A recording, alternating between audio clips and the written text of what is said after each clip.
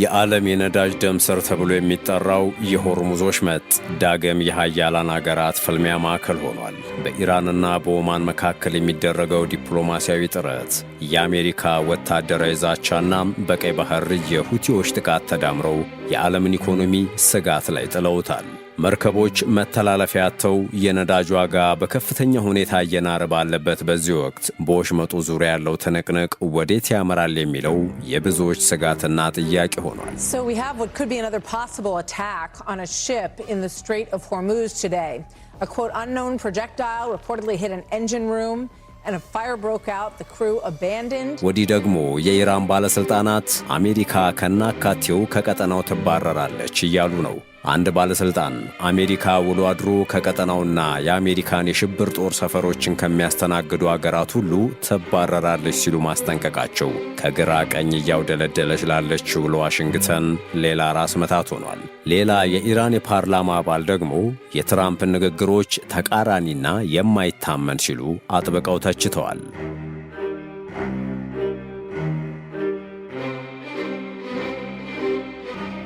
ወዲህ ደግሞ ጣሊያን ግድ የለም ድርድሩ ይቀጥል እያለች ነው። የጣሊያን የውጭ ጉዳይ ሚኒስትር አንቶኒዮ ታጃኒ ቴህራንና ሙስካት በስልታዊው የሆርሙዝ መስመር ላይ ስላለው የመርከቦች ዝውውር ድርድር እያደረጉ ባሉበት ወቅት ከኢራን አቻቸው አባስ አራቅቺ ጋር በስልክ ተወያይተዋል። ታጃኒ በኤክስ ገጻቸው ላይ እንደገለጹት አራቅቺ የሆርሙዝ ወሽመጥን ለንግድ መርከቦች ክፍት ለማድረግ በኢራንና በኦማን መካከል እየተደረገ ስላለው ድርድር ገለጻ አድርገውላቸዋል። ታጃኒ ሲናገሩም ለቀውሱ ፈጣን ፖለቲካዊ መፍትሄ ለማግኘት ከአሜሪካ ጋር የሚደረገውን ውይይት ጨምሮ ንግግሩ እንዲቀጥልና ተጨማሪ ውጥረቶችን ለማስወገድ ያለውን አስፈላጊነት በድጋሚ ገልጫለሁ ብለዋል። አክለውም ለቀጠናው መረጋጋትና ለዓለም ኢኮኖሚ ሲባል በሆርሙዝ ወሽመጥ ላይ ያለምንም ክፍያ ወይንም ገደብ ሙሉ የመርከብ ጉዞ ነፃነትን ማረጋገጥ አስፈላጊ ነው ሲሉ ገልጸዋል።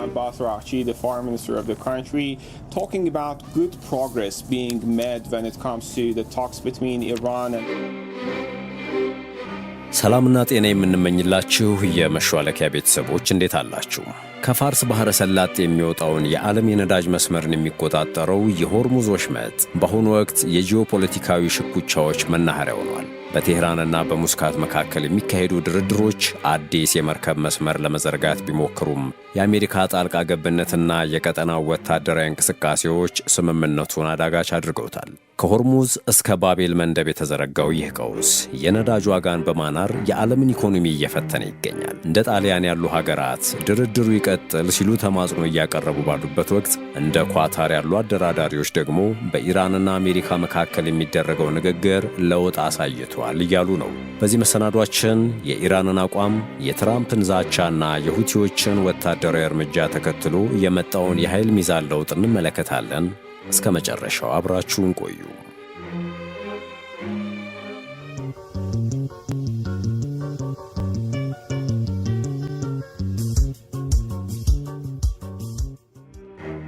የየመን ታጣቂዎች ማክሰኞ ዕለት በደቡባዊ ሳውዲ አረቢያ በሚገኘው በናጅራን አውሮፕላን ማረፊያ ላይ የድሮን ጥቃት መፈጸማቸውን ገልጸዋል።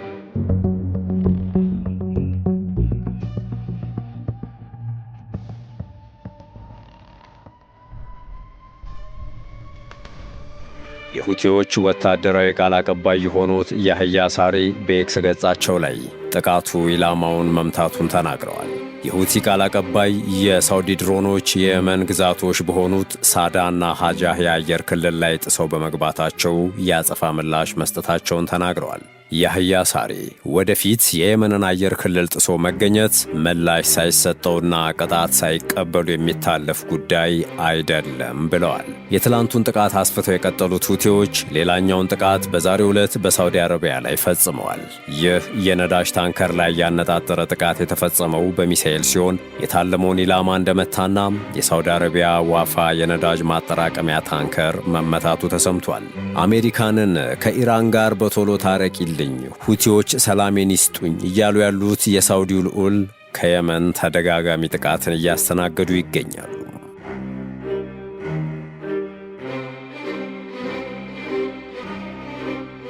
ከፋርስ ባህረ ሰላጤ የሚመጣውን የዓለም ነዳጅ መስመር የሚቆጣጠረው የሆርሙዝ ወሽመጥ በአሁኑ ወቅት የሃያላን አገራት ፍልሚያ ማዕከል ሆኗል። በኢራንና በኦማን መካከል የወሽመጡን የመርከብ ጉዞ ሰላማዊ ለማድረግ ከፍተኛ ዲፕሎማሲያዊ ንግግሮች እየተካሄዱ ይገኛሉ። የኢራን የመንግሥት መገናኛ ብዙሃን IRIB አንድን ታማኝ ምንጭ ጠቅሶ እንደዘገበው ከሆነም በቴህራንና በሙስካት መካከል የሚካሄደው ድርድር ከዩናይትድ ስቴትስ ጋር ምንም አይነት ግንኙነት የለውም። ይሁን እንጂ ቀደም ሲል የአሜሪካ የውጭ ጉዳይ ሚኒስትር ማርኮ ሩቢዮ በወሽመጡ ዙሪያ በሚደረጉ ንግግሮች ላይ እድገት ታይቷል ብለው የነበረ ሲሆን የገንዘብ ሚኒስትሩ ስኮት ቤንሰንት ደግሞ ስምምነት ላይ ትላንት ወይም ዛሬ ሊደረስ እንደሚችል ጠቁመው ነበረ። ነገር ግን ነገሮች አሜሪካኖች እንዳሰቡት ቀላል አልሆኑም።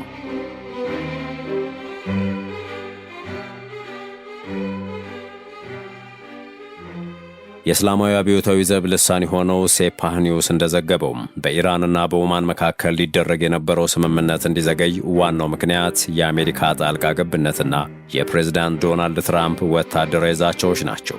የኢራን ምንጮች በግልጽ እንደተናገሩት ኢራን በዛቻና በጫና ተገፍታ ምንም አይነት ስምምነት አታደርግም።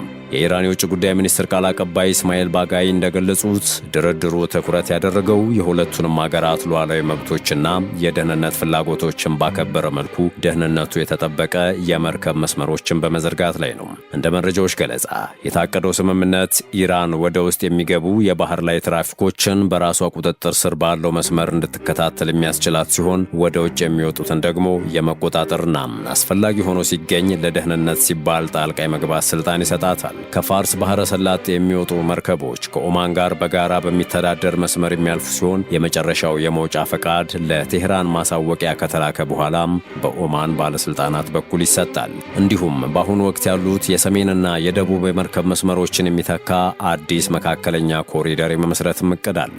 ይህም አሰራር የደህንነት ክፍያዎችን ሊያካትትና ከአሜሪካ ማዕቀብ መነሳት ጋር ሊያያዝ ይችላል። ነገር ግን ትልቅ ማሰሪያ ያለው ነጥብ አለ። የኢራን መንግስት ቴሌቪዥን እንደዘገበው ከኦማን ጋር ስምምነት ላይ ቢደረስ እንኳ የሆርሙዝ ወሽመጥ ወዲያውኑ አይከፈትም። ኢራን ወሽመጡን የምትከፍተው አሜሪካ የጣለችውን የባህር ላይ እገዳ ስታነሳ፣ የካሳ ክፍያ ስትከፍልና የታገዱ የኢራን ንብረቶች ሲለቀቁ ብቻ ነው።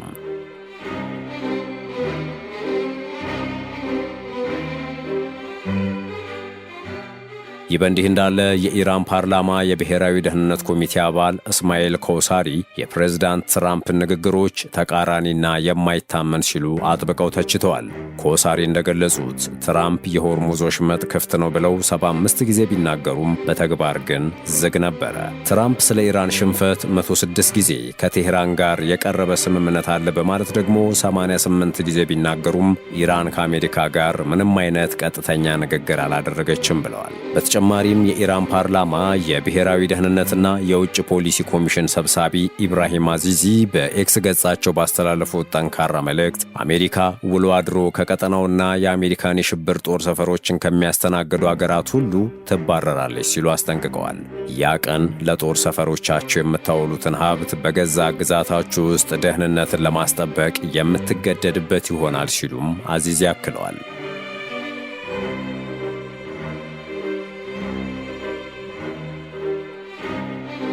ቀውሱም በሆርሙዝ ወሽመጥ ብቻ አላቆመም። በየመን የሚገኙት የሁቲ አማጽያን የቀይ ባህርን የነዳጅ ፍሰት እያቃወሱት ይገኛሉ። በቅርቡ ሁቲዎች ዋፋ የተሰኘች የሳውዲ የነዳጅ ጫኝ መርከብን በቀይ ባህር ሰሜናዊ ክፍል ለሳውዲ ቁልፍ በሆነችው የአምቡ የባህር ዳርቻ አቅራቢያ በባሊስቲክ ሚሳኤሎች በትክክል መምታታቸውን አስታውቋል። የሁቲ ወታደራዊ ቃል አቀባይ እንደገለጹት ይህ ጥቃት ሳውዲ አረቢያ 80 በመቶ የየመን ዕቃ የሚገባበትን የሆዴዳ ወደብን በመዝጋቷ የተወሰደ የካሳ እርምጃና የባህር ላይ ከበባ አካል ነው። ከፈረንጆቹ ሐምሌ 22 ጀምሮ እስካሁን 8 የሳውዲ የነዳጅ መርከቦች ኢላማ የተደረጉ ሲሆን 29 የሚሆኑት ደግሞ ጉዟቸውን አቋርጠው እንዲመለሱ ተደርገዋል። የጂኦፖለቲካ ባለሙያዎች እንደሚሉት የሁቲዎች እርምጃ ከኢራን ጋር የተቀናጀ ነው። ኢራን የሆርሙዝ ወሽመጥን ስትዘጋ፣ ሁቲዎች ደግሞ የባቤል መንደብን ወሽመጥ በመዝጋት የዓለምን የነዳጅ ንግድ ሽባ ለማድረግ እየሰሩ ነው።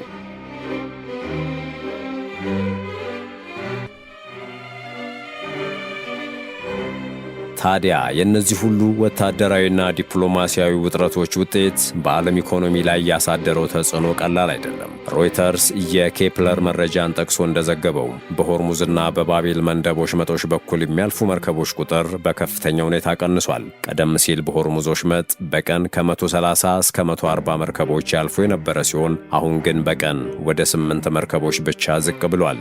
ሁቲዎች ከበባውን ካወጁ ወዲህ ደግሞ የድፍድፍ ነዳጅ መርከቦች ዝውውር በ69 በመቶ ቀንሷል።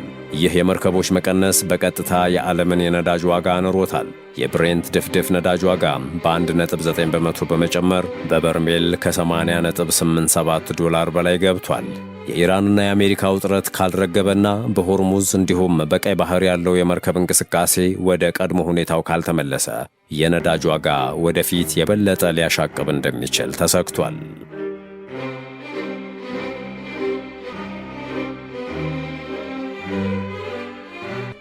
ድርድርን በተመለከተ ይበልጥ ተስፋ ሰጪ ወሬ የተሰማው ግን ከኳታር በኩል ነው።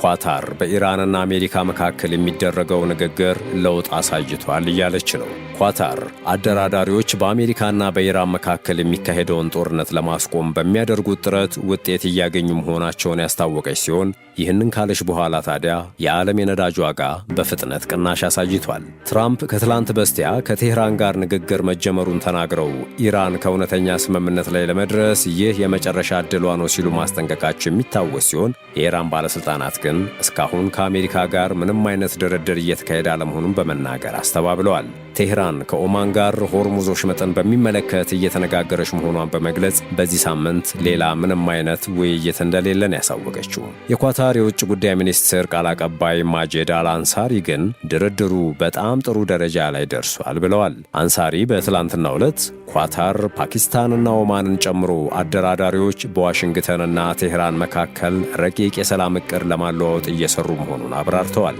አንድ ከፍተኛ የፓኪስታን ባለሥልጣን ከጀርባ ብዙ ነገር እየሆነ ነው፣ ሁለቱም ወገንን እያነጋገርን ነው። አሁን ዋነኛ ግባችን ሁለቱም አካላት ቢያንስ ንግግር እንዲጀምሩ ማድረግ ነው ብለዋል።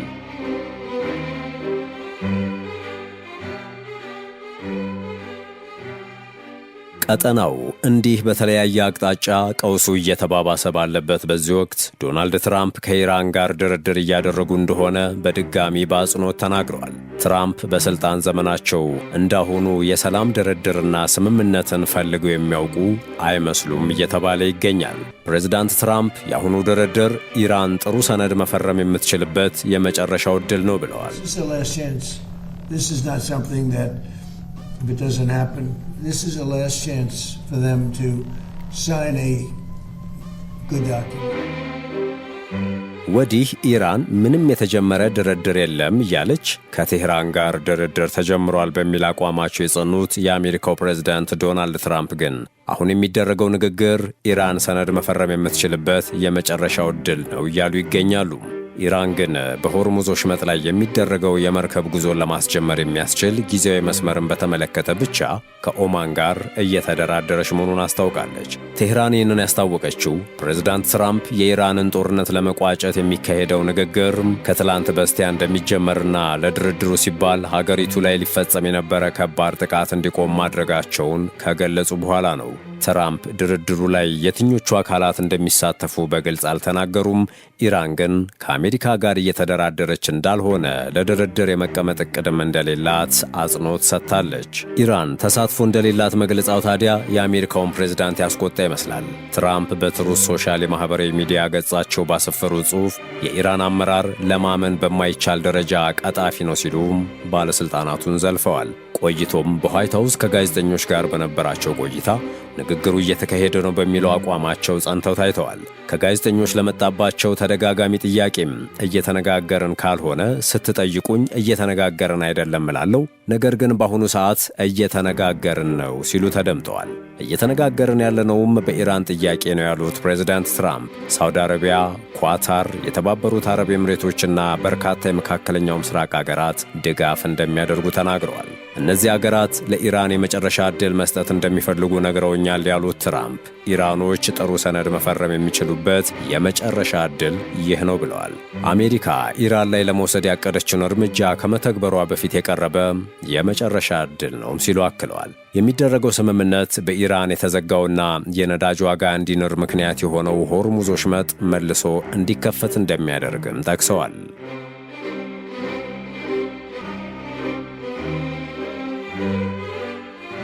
ከትላንት በስቲያ ሰኞ ቴህራን ውስጥ ጋዜጣዊ መግለጫ የሰጡት የኢራን የውጭ ጉዳይ ሚኒስትር ቃል አቀባይ እስማኤል ባጋይ ግን ሀገሪቱ ከአሜሪካ ጋር ንግግር እያደረገች አለመሆኑን የሚናገሩት። ይሁን እንጂ በሆርሙዝ ወሽመጥ ደህንነቱ የተጠበቀ ጉዞ እንዲደረግ የሚያስችል ጊዜያዊ የባህር መጓጓዣ መስመር የሚመሰረትበትን መንገድ በተመለከተ ከኦማን ጋር እየተነጋገሩ መሆኑን ገልጸዋል።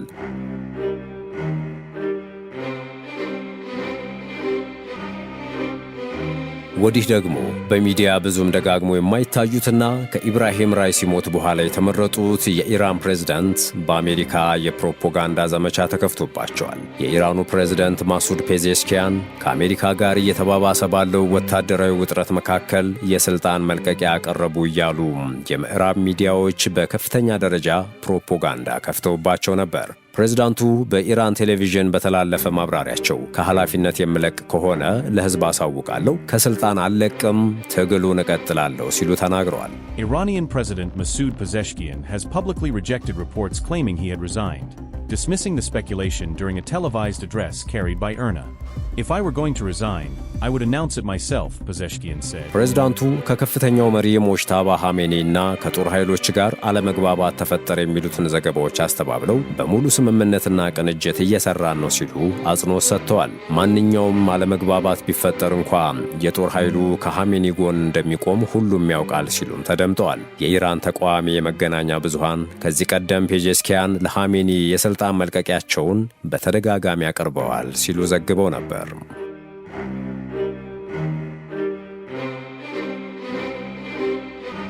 ውድ የቻናላችን ቤተሰቦች በዓለም አቀፍ ደረጃ ከፍተኛ የሥነ ልቦናና የኢኮኖሚ ውጥረት የፈጠረውን የዓለምን የነዳጅ መስመር ሕይወት በእጁ የያዘውን የሆርሙዝና የባቤል መንደብ ወሽመጦችን ቀውስ በተመለከተ ያዘጋጀንላችሁ ይህንን ይመስል ነበር። እናንተስ ሐሳባችሁ ምን ይሆን?